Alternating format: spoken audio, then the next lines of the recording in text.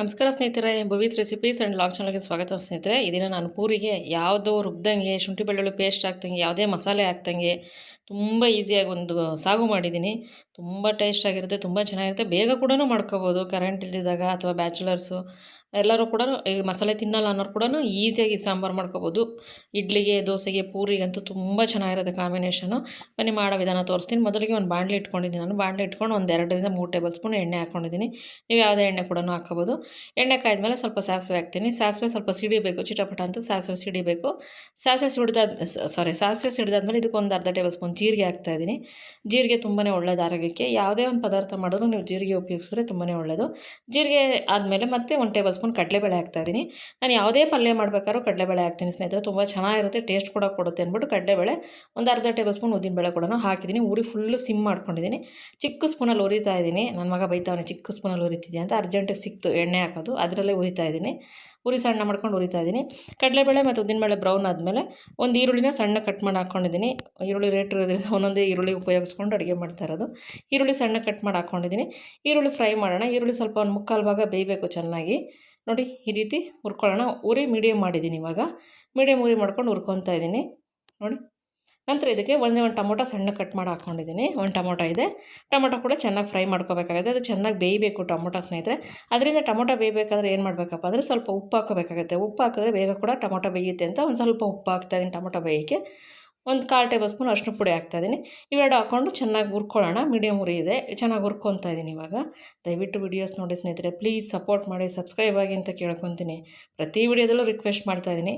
ಇಲ್ಲಿ ಬಟಾಣಿ ಕಾಳನ್ನ ನೆನೆಸ್ಬಿಟ್ಟು ಮೊಳಕೆ ಕಟ್ಟಿದೆ ನೋಡಿ. ಮೊಳಕೆ ಬಂದಿದೆ, ಮೊಳಕೆ ಕಟ್ಟಿದೆ. ಚೆನ್ನಾಗಿ ತೊಳೆದ್ಬಿಟ್ಟು ನೆನೆಸ್ಬಿಟ್ಟು ನೀರೆಲ್ಲ ಸೋರಿಸ್ಬಿಟ್ಟು ಮೊಳಕೆ ಕಟ್ಟಿದೆ.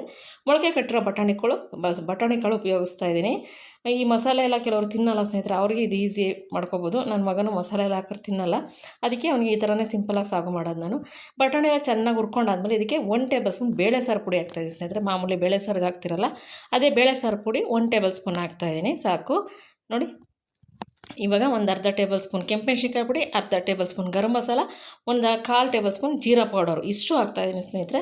ಗೊತ್ತಾಯ್ತಲ್ವ ನಿಮಗೆ? ನೋಡಿ ಇವಾಗ ಜೀರಾ ಪೌಡ್ರ್ ಒಂದು 1/4 ಟೇಬಲ್ ಸ್ಪೂನು, 1 ಟೇಬಲ್ ಸ್ಪೂನ್ ಬೇಳೆ ಸಾರು ಪುಡಿ, ಅರ್ಧ ಟೇಬಲ್ ಸ್ಪೂನ್ ಗರಂ ಮಸಾಲ, ಅರ್ಧ ಟೇಬಲ್ ಸ್ಪೂನ್ ಕೆಂಪೆಣ್ಸಿನ್ಕಾಯಿ ಪುಡಿ.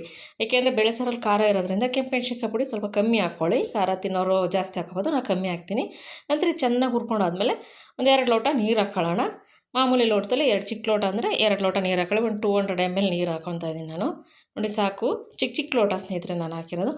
ಇದಾದಮೇಲೆ ಚೆನ್ನಾಗಿ ಬೇಯಿಸಿರೋ ಆಲೂಗಡ್ಡೆ, ಇದು ಚೆನ್ನಾಗಿ ಈ ಥರ ಚಿಕ್ಕದಾಗಿ ಆಲೂಗಡ್ಡೆ ಕೈಯಲ್ಲೇ ಸ್ಮ್ಯಾಶ್ ಮಾಡ್ಕೊಂಡಿದ್ದೀನಿ. ಬೇಯಿಸಿ ಸ್ಮ್ಯಾಶ್ ಮಾಡಿರೋ ಆಲೂಗಡ್ಡೆ ಇದು 2 ಆಲೂಗಡ್ಡೆ ತೊಗೊಂಡಿದ್ದೀನಿ ನಾನು 2 ಆಲೂಗಡ್ಡೆನ ಚೆನ್ನಾಗಿ ಬೇಯಿಸಿ ಸ್ಮ್ಯಾಶ್ ಮಾಡ್ಕೊಂಡಿದ್ದೀನಿ ಕೈಯಲ್ಲೇ. ಅದನ್ನು ಹಾಕ್ತಾಯಿದ್ದೀನಿ ನೋಡಿ. ಇವಾಗ ಚೆನ್ನಾಗಿ ಇದಕ್ಕೆ ಇನ್ನೊಂದೇನಪ್ಪ ಅಂದರೆ ಪದಾರ್ಥ ಕಡಲೆ ಹಿಟ್ಟು. 1 ಟೇಬಲ್ ಸ್ಪೂನ್ ಕಡಲೆ ಹಿಟ್ಟನ್ನ ನೀರಲ್ಲಿ ಕಲಿಸ್ಬಿಟ್ಟು ಹಾಕ್ತಾಯಿದ್ದೀನಿ ಸ್ನೇಹಿತರೆ. ನೀವು ಈ ರೀತಿ ಸಾಗು ಮಾಡ್ಕೊಂಡ್ರೆ ತುಂಬ ಟೇಸ್ಟಾಗಿರುತ್ತೆ, ಚೆನ್ನಾಗೂ ಇರುತ್ತೆ. ಮತ್ತು ರುಚಿಗೆ ತಕ್ಕಷ್ಟು ಉಪ್ಪು ಹಾಕ್ತಾಯಿದ್ದೀನಿ. ನಾನು ನಿಮ್ಗೆ ಹೇಳಿದ್ನಲ್ಲ, ಇದೇ ಸೀಕ್ರೆಟ್ ಪದಾರ್ಥ. 1 ಟೇಬಲ್ ಸ್ಪೂನ್ ಕಡಲೆ ಹಿಟ್ಟು, ಮಾಮೂಲಿ ಬಜ್ಜಿ ಬೋಂಡ ಮಾಡ್ತಿರಲ್ಲ ಆ ಕಡಲೆ ಹಿಟ್ಟಿಗೆ 1-2 ಟೇಬಲ್ ಸ್ಪೂನ್ ನೀರು ಹಾಕೊಂಡು ಕಲಿಸ್ಬಿಟ್ಟು ಹಾಕಬೇಕು. ನೋಡಿ ಎಷ್ಟು ಗಟ್ಟಿಗೆ ಬಂತು ನೋಡೋರಲ್ವ ಸಾಗು ನೀವೇನೆ. ಇನ್ನೊಂದು ಸ್ವಲ್ಪ ಉಪ್ಪು ಬೇಕಿತ್ತಲ್ಲ, ಉಪ್ಪು ಹಾಕಿದ್ದೀನಿ ನಾನು ನೋಡಿ. ರೆಡಿ ಆಗೋಯ್ತು ಸಾಗು. ಎಷ್ಟು ಬೇಗ ಆಯಿತು ನೋಡಿದ್ರೆ. ರುಬ್ಬೋದು ಬೇಡ, ಏನು ಬೇಡ, ಮಸಾಲೆ ಬೇಡ, ಶುಂಠಿ ಬೆಳ್ಳುಳ್ಳಿ ಪೇಸ್ಟ್ ಬೇಡ, ಏನು ಬೇಡ. ಫೈನಲಿ ಇವಾಗ ಕೊತ್ತಂಬರಿ ಸೊಪ್ಪು ಹಾಕ್ಕೊಳ್ತಾ ಇದ್ದೀನಿ. ನೀವು ಇದಕ್ಕೆ ಫ್ರೆಶ್ ಕ್ರೀಮ್ ಇದ್ದರೂ ಕೂಡ ಹಾಕ್ಕೊಂಡ್ರೆ ತುಂಬ ಚೆನ್ನಾಗಿರುತ್ತೆ. ಇಲ್ಲ ಬಟರ್ ಇದ್ದರೂ ಬಟರ್ ಹಾಕ್ಕೊಂಡ್ರು ತುಂಬ ಚೆನ್ನಾಗಿರುತ್ತೆ. ನಾನು ಅವೆಲ್ಲ ಯಾವುದು ಇಲ್ದಿರಿಂದ ಈ ಥರ ಸಿಂಪಲಾಗಿ ಸಾಗು ಮಾಡಿದ್ದೀನಿ. ನೋಡಿದ್ರೆ ಎಷ್ಟು ಬೇಗ ಎಷ್ಟು ಈಸಿಯಾಗಿ ಸಾಗೋಯ್ತು. ಮಕ್ಕಳೆಲ್ಲ ತುಂಬ ಇಷ್ಟಪಟ್ಟು ತಿಂತಾರೆ, ಮನೆಯವ್ರು ಕೂಡ. ನಾನು ಪೂರಿ ಮಾಡಿದ್ದೆ ನೋಡಿ. ಪೂರಿ ಯಾವ ರೀತಿ ಆಗ್ತಾಯಿದೆ ಅದೇನಿಲ್ಲ ಸ್ನೇಹಿತರೆ, ನಾನು ಹಪ್ಪಳ ಕರೆದಿದ್ದೆ ಎಣ್ಣೆಲೆ ಮಾಡೋದ್ರಿಂದ ಹಪ್ಪಳದ ಪೀಸ್ ಇದೆ ಅಷ್ಟೇ. ನೋಡಿ ಎಷ್ಟು ಚೆನ್ನಾಗಿ ಉಬ್ಕೊಂಬರ್ತಾ ಇದೆ ಪೂರಿ. ಜಸ್ಟ್ ಅವಾಗ ತಾನೇ ಪೂರಿ ಮಾಡಿದ್ದು. ಇದು ಕಲಿಸ್ಬಿಟ್ಟು ಒಂದು 2 ಅವರ್ ಬಿಟ್ಟರೆ ಗೋಧಿ ಹಿಟ್ಟನ್ನ ಇನ್ನೂ ಚೆನ್ನಾಗಿ ಬರುತ್ತೆ ಪೂರಿ. ನಾನು ತಕ್ಷಣಕ್ಕೆ ಕಲಿಸ್ಬಿಟ್ಟು ಒಂದು 10 ನಿಮಿಷಕ್ಕೆ ಮಾಡೋದ್ರಿಂದ ಈ ಥರ ಸ್ವಲ್ಪ ಉಬ್ಬಿದೆ ಅಷ್ಟೇ.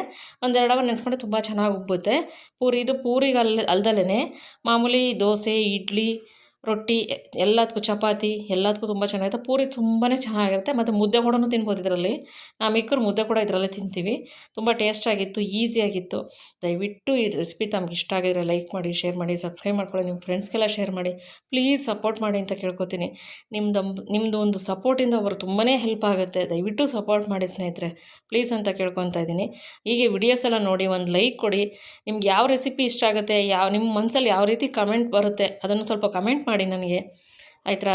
ದಯವಿಟ್ಟು ವಿಡಿಯೋಸ್ ನೋಡಿ. ನಾನು ಪ್ರತಿ ವಿಡಿಯೋದಲ್ಲೂ ತುಂಬ ರಿಕ್ವೆಸ್ಟ್ ಮಾಡ್ತಾಯಿದ್ದೀನಿ ನೋಡಿ. ಇಷ್ಟು ಈಸಿಯಾಗಿ ಸಾಗೋ ಮತ್ತು ಇದು ಕಾಂಬಿನೇಷನ್ ಪೂರಿ ಮಾಡಿದೆ.